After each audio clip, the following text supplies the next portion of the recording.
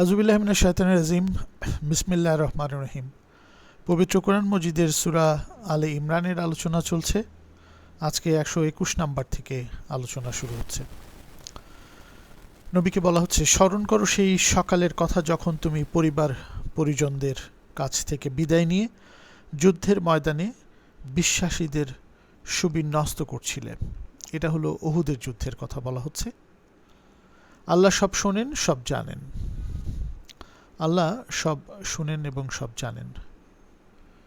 122 নম্বর আয়াত, যখন তোমাদের মধ্যে দুটি দল সাহস পায় হারিয়ে ফেলেছিল, অথচ আল্লাহ তাদের সাহায্যকারী ছিলেন। আসলে শুধু আল্লাহর উপরেই বিশ্বাসীদের ভরসা করা উচিত।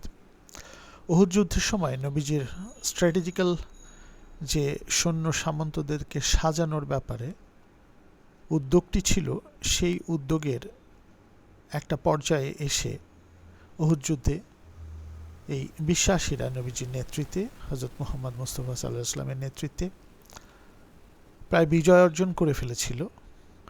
সেই সময় হযরত জুবায়ের রাদিয়াল্লাহু তাআলা আনহু উনাকে দিয়ে পিছন দিকে একটা জায়গায় কিছু সোলজার নবীজি রেখে দিয়েছিলেন, কিছু সাহাবীদেরকে, যে তোমরা এখান থেকে যেই পরিস্থিতি হোক না কেন সরবে না। তো উনি বলা সত্ত্বেও জুবায়ের রাদিয়াল্লাহু তাআলা আনহু তারপরেও তারা সরে গিয়েছিল পরবর্তীতে, এবং এখানে দুটি দল প্রায় সাহস হারিয়ে ফেলেছিল।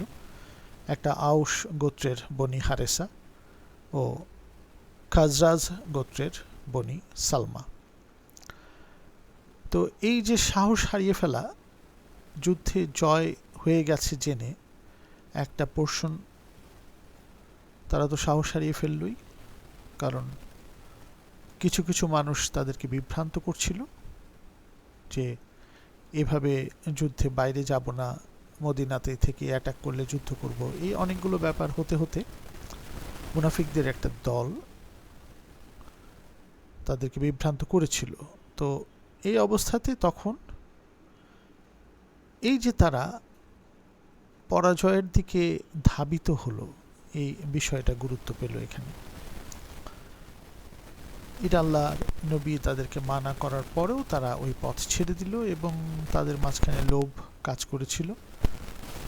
সেই লোভ হলো গনিমতের মালের, যুদ্ধলব্ধ যে সম্পত্তি বা সম্পদ, সেদিকে তারা লোভাতুর হয়ে যায় সম্পূর্ণ বিজয় আসার আগেই। তাই অনেকে এখানে সাহসও হারিয়ে ফেলেছিল। নবীজি তার দাঁত মোবারক এখানে ক্ষতিগ্রস্ত হয়েছিল এবং তিনি আহত হয়েছিলেন মারাত্মকভাবে। সবাই ছড়িয়ে দিয়েছিল যে তিনি মারা গেছেন, ইন্তেকাল করেছেন। এই বিষয়গুলোতেই অনেকে সাহস হারিয়ে ফেলেছিল, এবং এই আয়াতগুলো সামনে আসবে। একটা সুদের আয়াতও আসবে, আর একটা আয়াত আসবে এই নবীজি যদি বা মুহাম্মদ সাল্লাল্লাহু আলাইহি ওয়াসাল্লামের যদি মৃত্যু হয়, তোমরা কি সাহস হারিয়ে ফেলবে? কারণ তার তো একদিন মৃত্যু হবেই। যেটা আবু বকর রাদিয়াল্লাহু তাআলা আনহু পরবর্তীতে তার মৃত্যুর পরও এই আয়াতটা পড়ে মানুষকে সাহস দিয়েছিলেন বা মানুষের শোক ভুলবার জন্য বলেছিলেন। এই যে সাহস হারিয়ে ফেলার পরও আল্লাহ তাদের সাহায্যকারী ছিলেন। আল্লাহ সবসময় সাহায্যকারী থাকেন। এই যুদ্ধ থেকে শিক্ষা দিয়েছেন আল্লাহ, উহুদের যুদ্ধ থেকে। আসলে শুধু আল্লাহর উপরে বিশ্বাসীদের ভরসা করা উচিত। 123 নম্বর আয়াত, আর নিশ্চয়ই বদরের যুদ্ধে তোমরা ছিলে হীনবল। মদিনাতে যাওয়ার পর প্রথম ইসলামের যে যুদ্ধ হয় বদর প্রান্তে, সেখানে এই বিশ্বাসীদের সংখ্যা ছিল খুবই কম, প্রায় 3 গুণের উপরে বেশি সংখ্যক এই অবিশ্বাসীদের দল ছিল। তারা কিন্তু পরাজিত হয়েছিল। সেখানে তারা হীনবল ছিল বদরের যুদ্ধে, কিন্তু আল্লাহ তোমাদের সাহায্য করেছিলেন। তোমরা জ্ঞানের ব্যবহার করেছ। নবীজি সেই যুদ্ধটাকে সাজিয়েছিলেন খুবই চমৎকার স্ট্র্যাটেজি দিয়ে। তার হাতে খুব কম সংখ্যক উট ছিল, ঘোড়া ছিল, তীর ছিল, কিন্তু উনি একটা চমৎকার ডিফেন্সিভ অফেন্সের একটা স্ট্র্যাটেজি সাজিয়েছিলেন, যেটাকে বলে থিওরি অফ ডেটারেন্স আধুনিককালে। নিবারক তত্ত্ব। কারো হাতে যদি কম অস্ত্র থাকে বা কম পরিমাণ যুদ্ধ সরঞ্জাম থাকে, উনি এমনভাবে প্রজেকশনটা দেন যেন বিরোধী পক্ষ বুঝে যে তাদের হাতে প্রচুর সরঞ্জাম রয়েছে, ভয় পেয়ে যায় এটা দেখে। নবী যেভাবে স্ট্র্যাটেজি সাজিয়েছিলেন তখন সাহাবীরা তাতে রেসপন্স করেছিল, তাতে সে অনুযায়ী কাজ করেছিল। কিন্তু বদর যুদ্ধে হীনবল থাকা অবস্থাতেও আল্লাহর সাহায্য পেয়েছিলেন। এমনি তো একটা স্পিরিট কাজ করে বিশ্বাসীদের মাঝখানে, আর নবীজির নেতৃত্ব তো আলাদা, লিডারশিপ পৃথিবীতে রেকগনাইজড, পৃথিবী তাকে চিহ্নিত করে অন্যতম একজন সেরা নেতা হিসেবে, যুদ্ধক্ষেত্রের এক স্ট্র্যাটেজিক সেনাপতি হিসেবে, সবই তাকে করা হয় একজন শান্তিকামী মানুষ হিসেবে। তো ওনার অনেক গুণের মাঝখানে এই যুদ্ধ স্ট্র্যাটেজি একটা চমৎকার গুণ ছিল। তো ওই বদরের যুদ্ধে কম সোলজার নিয়েও, কম সংখ্যক মানুষ নিয়েও আল্লাহ সাহায্য করেছিলেন। তাই তোমরা সবসময় আল্লাহ সচেতন থেকো যাতে তোমরা শুকরগুজারি করতে পারো। সূরা আনফাল, এবং আমরা দেখি যে ফেরেশতা বা মালাইকা, আল্লাহর যে সিস্টেম অ্যাডমিনিস্ট্রেশন, সেখানের যে শক্তি, সেগুলোকে আসলে আলটিমেটলি আল্লাহ কাজেও লাগিয়েছিলেন। এটা বিশ্বাসী যারা তাদের ক্ষেত্রে কাজে লাগে, কারণ ফেরেশতারা আমাদের জন্য ক্ষমা প্রার্থনা করেন আল্লাহর কাছে। এটাই ফেরেশতাদের সালাত, যেটা আমরা সূরা মুমিনের 7 নম্বর আয়াতে আলোচনা করেছি এবং অন্যান্য জায়গাতেও আছে। তো ওই বদরের যুদ্ধে উদাহরণ 123 দিয়ে বলছেন, তোমরা তো হীনবল ছিলে কিন্তু আল্লাহ তোমাদের সাহায্য করেছিলেন, তাই তোমরা সবসময় আল্লাহ সচেতন থেকো যাতে তোমরা শুকরগুজারি করতে পারো। আল্লাহ সচেতন থাকতে হবে যাতে আমরা শুকরগুজারি করতে পারি, যা আমরা পেয়েছি সেটা চিন্তা করে, সামনে ওই কথা চিন্তা করে আমরা আরও এগিয়ে যেতে পারি। 124 নম্বর আয়াত, স্মরণ করো হে নবী, তুমি যখন বিশ্বাসীদের বলছিলে আল্লাহ 3000 ফেরেশতা পাঠিয়ে যদি তোমাদের সাহায্য করেন তবে এটাই কি যথেষ্ট নয়? ইন্সপায়ার করেছিলেন এখানেও বদরের মধ্যে নবীজি। 125 নম্বর আয়াত, হ্যাঁ নিশ্চয়ই যদি তোমরা ধৈর্য ধারণ করো এবং আল্লাহ সচেতন থাকো তবে হঠাৎ আক্রান্ত হলেও আল্লাহ 5000 চিহ্নিত ফেরেশতা দিয়ে সাহায্য করবেন। এই সাপোর্ট তোমরা পাবা তোমরা যখন বিশ্বাসী হবা একক সৃষ্টিকর্তার উপর, সততার জন্য তোমরা একটা সংগ্রাম করছো, তখন তোমরা ইনভিজিবল, যা তোমরা বুঝতে পারছো না, যা দেখা যায় না, সেরকম গায়েবের বিষয়গুলো দিয়ে আল্লাহ সহায়তা করবেন। আল্লাহর আরশের, আল্লাহর অ্যাডমিনিস্ট্রেশনের যারা কর্মচারী, যারা কাজ করেন, তারা ফেরেশতা, এবং এই ফেরেশতা দিয়ে মানুষকে সাহায্য করা হয় মালাইকা দিয়ে, যারা বিশ্বাসী তাদেরকে। স্পিরিচুয়াল সংযোগে আমাদের বিশ্বাসের পরিপ্রেক্ষিতে এই যে স্পিরিটটা নিজের মধ্যে আমরা জাগিয়ে তুলতে পারি, তাতে আমাদের জয় সুনিশ্চিত হয় জীবনের যে কোনো ক্ষেত্রেই। 126 নম্বর আয়াত, তোমাদের আশ্বস্ত করার জন্যই আল্লাহ এই সুসংবাদ দিয়েছেন, আর বিজয় ও সাহায্য তো শুধু মহাপরাক্রান্ত প্রজ্ঞাময় আল্লাহর কাছ থেকেই আসে। এটা আমাদের সবসময় মনে রাখতে হবে। আমরা চেষ্টা করতে পারি, প্রচেষ্টা নিতে পারি, কিন্তু বিজয় এবং সাহায্য আল্লাহর কাছ থেকেই আসবে। 127 নম্বর আয়াত, আসলে আল্লাহ এই জন্য তোমাদের সাহায্য দেবেন যাতে আয়াতটা এরকম, সত্য অস্বীকারীদের একাংশ নিশ্চিহ্ন ও লাঞ্ছিত হয়। কারণ এই তারা নিশ্চিহ্ন না হলে, তারা তোমাদের বিশ্বাসে বিশ্বাসী হয়ে না আসলে এবং দূরে সরে গেলে, এই পৃথিবীতে যে আদর্শ সৎ কাজ করো একক সৃষ্টিকর্তার উপর নির্ভর করে এবং সমস্ত মানব জাতি সহ সৃষ্টির ক্ষতি না করে শান্তি স্থাপন করো, এই আইডিওলজিক্যাল যে স্টেপ, এটা তো নেওয়া যাচ্ছে না, যাবে না। তাই নিশ্চিহ্ন ও লাঞ্ছিত তারা হবে তোমাদের উদ্যোগের পিছনে। এই সংগ্রাম সার্বিক, তোমাদের জীবন চলার প্রতিটি ক্ষেত্রে, এবং যদি যুদ্ধ হয়, সংগ্রাম হয়, সেখানেও। আর অন্যেরা হতাশ হয়ে ফিরে যায়, একটা পোর্শন হতাশ হয়ে ফিরে যাবে, একটা বিশাল পোর্শন তোমাদের বিশ্বাসী হয়ে যাবে, যেটা হয়েছে। 128 নম্বর আয়াত, তিনি ওদের ক্ষমা করবেন না শাস্তি দেবেন, এ ব্যাপারে তোমার কিছু করার নেই, কারণ ওরা দুরাচারী। ওদেরকে শাস্তি দিবেন না ক্ষমা করবেন, এটা আল্লাহর ইখতিয়ারে, আল্লাহ সবসময় বলেন। 129 নম্বর আয়াতে তাই বলে দিচ্ছেন, মহাকাশ ও পৃথিবীতে যা কিছু আছে সবই আল্লাহর, এই নভমণ্ডল ও ভূমণ্ডলে যা কিছু আছে সবই আল্লাহর। তিনি যাকে ইচ্ছা শাস্তি দেন, যাকে ইচ্ছা ক্ষমা করেন, আমার বলে কিছু নাই। এই ব্যাপারটা মনে রাখতে হবে। এই প্রিন্সিপালগুলো, নীতিগুলো খুব চমৎকারভাবে কোরআনে শেখানো হয়ে থাকে। তিনি যাকে ইচ্ছা শাস্তি দেন, যাকে ইচ্ছা ক্ষমা করেন। আমরা যেন বলে না দিই যে এই মানুষটা ক্ষমা পাবে না। এই ব্যাপারটা কিন্তু অধ্যত্ত হয়ে যাবে, আল্লাহর আয়াতের বিরুদ্ধে যাবে। আল্লাহ অতীব ক্ষমাশীল, পরম দয়ালু। এই গুণটা মনে রাখতে হবে সমস্ত মানবের জন্য। 130 নম্বর আয়াত, হে বিশ্বাসীগণ, তোমরা চক্রবৃদ্ধি হারে সুদ খেও না, বরং তোমরা আল্লাহ সচেতন হও, তাহলেই তোমরা সফলকাম ও সুখী হবে। তখনকার আরবের পরিপ্রেক্ষিতে মানুষকে ঠকিয়ে লাভ এবং লোভ, এটিই ছিল একটা অবস্থান। এবং এই যে চক্রবৃদ্ধি হারে সুদ, এই ধরনের বিষয়ে যারা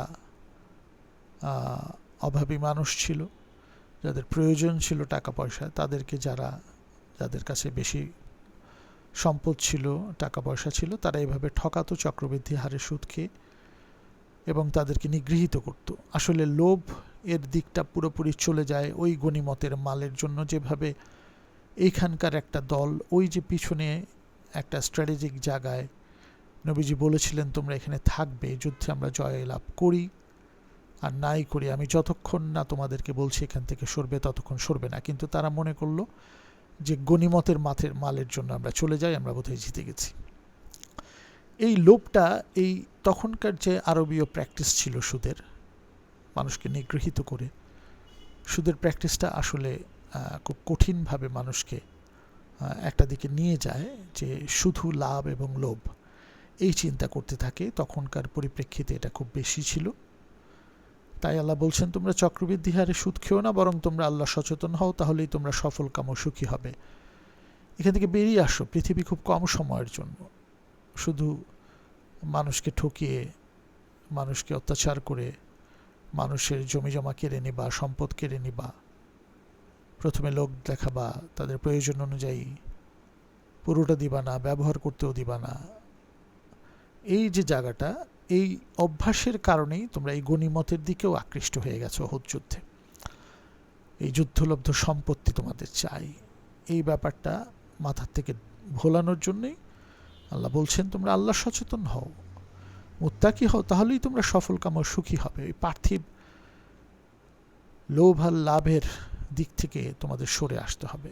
আল্লাহ কিন্তু কোরআনে বলে দিচ্ছেন যে এই পৃথিবীতেও কল্যাণ দাও, পৃথিবী থেকে চলে যাওয়ার পরও কল্যাণ দাও। দুই জায়গায় কল্যাণ দিতে বলছেন, কিন্তু এটা একটা ব্যালেন্স থাকবে আমার চাওয়ার, আমার সম্পদ অর্জনের এবং আমার লোভের দিক থেকে সরে এসে আমার চাহিদার দিকটা যতটুকু প্রয়োজন ততটুকের দিকেই থাকবে। তাহলেই তোমরা সফলকাম ও সুখী হবে। এখানে তা হয় না। এই উহুদের যুদ্ধে গনিমতের মালের দিকে সবাই দৌড় দিয়ে মারাত্মকভাবে নিগৃহীত এবং পরাজিত হয়েছিল। এটা শিক্ষা পেয়েছে পরবর্তীতে এই বিশ্বাসী সম্প্রদায় মুসলিমরা। 131 নম্বর আয়াত, আর সেই আগুন থেকে সাবধান থাকো যা সত্য অস্বীকারীদের জন্য তৈরি রাখা হয়েছে। তোমরা যদি এরকম করো, এই সত্য অস্বীকারী বা কাফেরদের সিস্টেমটাই তোমরা ফলো করছো। এখান থেকে বেরিয়ে আসতে হবে। ওরা যে সুদখুরি করেছে, মানুষকে ঠকিয়েছে এবং লোভের দিকেই সব সময় ছিল, এই সিস্টেমে তোমরাও পড়ে গেছো। তোমরা বিশ্বাসী হয়েছো ঠিকই, কিন্তু তোমাদের কালচারটাকে এখনো পরিত্যাগ করতে পারো নাই, যেটা লোভ এবং লাভের উপরেই নির্ভরশীল। লাভ তুমি ব্যবসার মাধ্যমে করো, যেটা বলা হচ্ছে সুদকে হারাম করেছি, ব্যবসাকে হালাল করেছি, সেটা তো মানা নাই। এবং একটা পোর্শন ডিস্ট্রিবিউশনও করে দিতে হবে দরিদ্রদের মধ্যে। এই সিস্টেমটা চমৎকারভাবে কোরআনে উঠে আসে। দানের ব্যাপারটা, দারিদ্র অধিকারের ব্যাপারটা, নিজেকে ভালো রাখার ব্যাপারটাও, এই কম্বিনেশনটা আসলে খুব কম আইডিওলজিক্যাল যে গ্রন্থগুলো আছে সেখানে পাওয়া যায়। 132 নম্বর আয়াত, তোমরা আল্লাহ ও তার রসুলের নির্দেশ পালন করো যাতে তোমরা তার রহমতের ছায়ায় থাকতে পারো। এই রহমতের ছায়ায় থাকতে হলে আল্লাহ যে বিধান দিয়েছেন কোরআন, অতীতে যে সমস্ত ধর্মগ্রন্থ দিয়েছেন সেগুলোও একই বাণী প্রচার করে এসেছে। আমরা বারবার বলছি তৌহিদের বাণী, একক সৃষ্টিকর্তার উপর সর্বতোভাবে সমর্পণ করে সৎ কাজ করো, আলটিমেটলি শান্তি সৃষ্টি করো। সেই রহমতের ছায়া থাকতে পারবে যদি আল্লাহর এই বাণী তোমরা ফলো করো, যেটা নবীজি তার জীবনে দেখিয়ে দিচ্ছেন এবং উনি এটা তোমাদের কাছে প্রকাশ করছেন, বাণীগুলো তার উপরে নাজিল হয়েছে। তাই এই রহমতের ছায়া থাকবার চেষ্টা তোমরা করো। এরপরে 133 নম্বর আয়াতে আল্লাহ তাআলা বলছেন, প্রতিপালকের ক্ষমা ও জান্নাত লাভের জন্য তোমরা অক্লান্ত পরিশ্রম করে এগিয়ে যাও। তাই এই যে আমরা সূরা মুমিনের 55 নম্বর আয়াতে দেখি, প্রতিকূলতার মুখে ধৈর্য ধরার তোমার ভুল ত্রুটির জন্য ক্ষমা চাও। প্রতিকূলতার মুখে ধৈর্য ধরতে হবে এবং ভুল ত্রুটির জন্য ক্ষমা চাইতে হবে।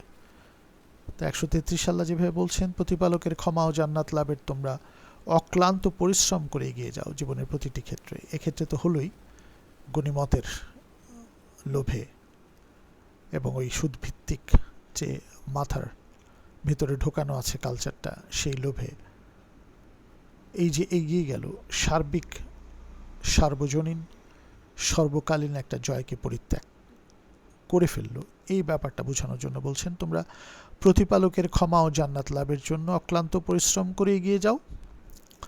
আর জান্নাতের বিস্তৃতি মহাকাশ ও পৃথিবীর সমান, নভ এবং ভূমণ্ডলের সমান। বিরাট সম্পদের অধিকারী, বিরাট স্থানের অধিকারী তোমরা হতে পারবে।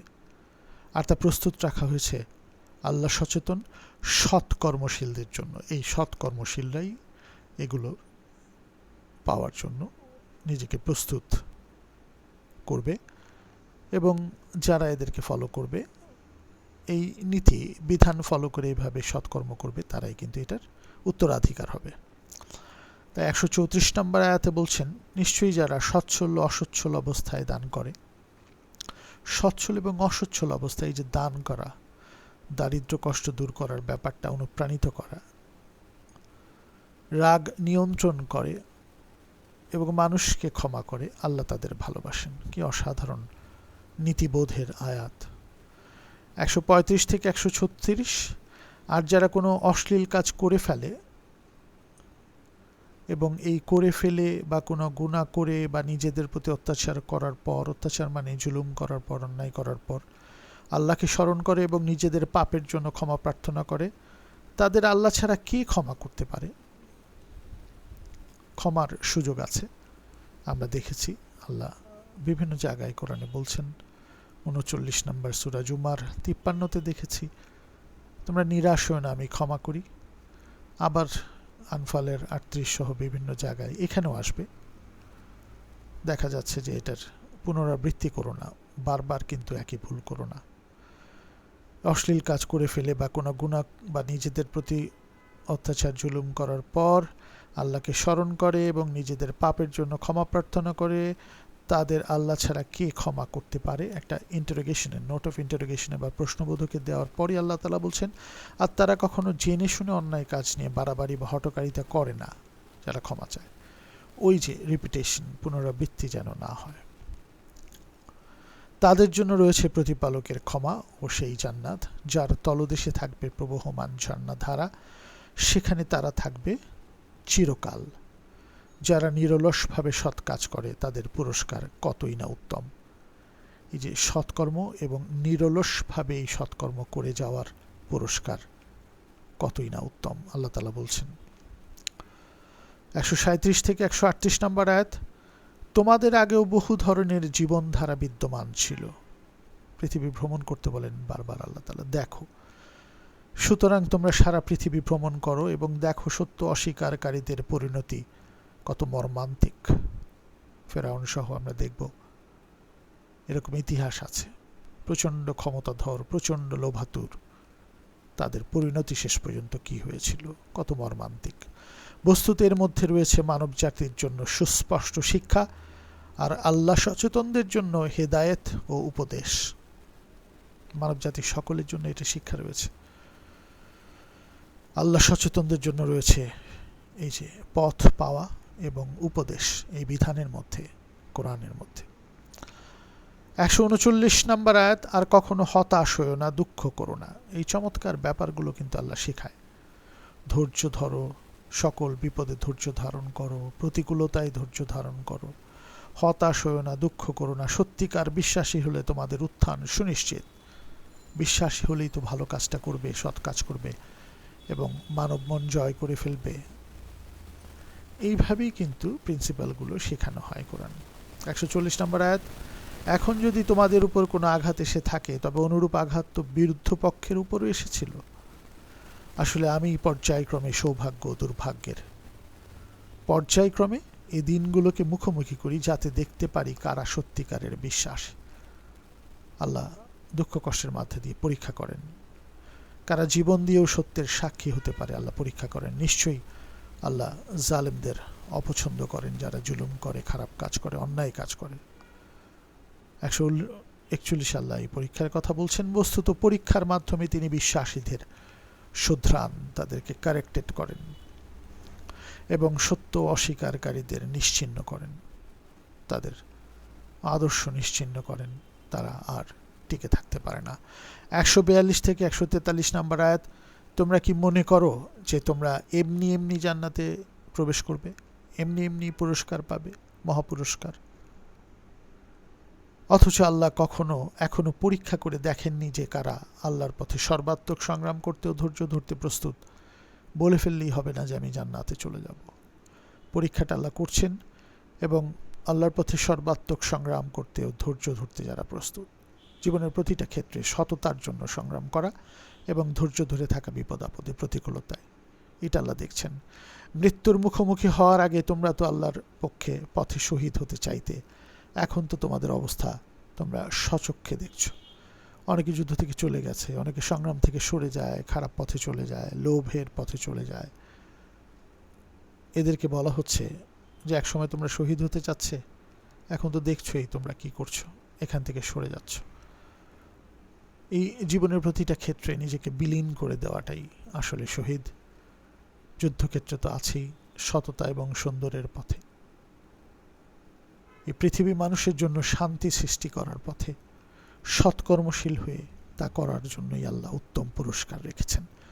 আমরা এগুলি বুঝবার চেষ্টা করি, জানবার চেষ্টা করি, জীবনে পালন করবার চেষ্টা করি। সূরাগুলোর যে গভীর শিক্ষা সেগুলো ধারণ করার চেষ্টা করি।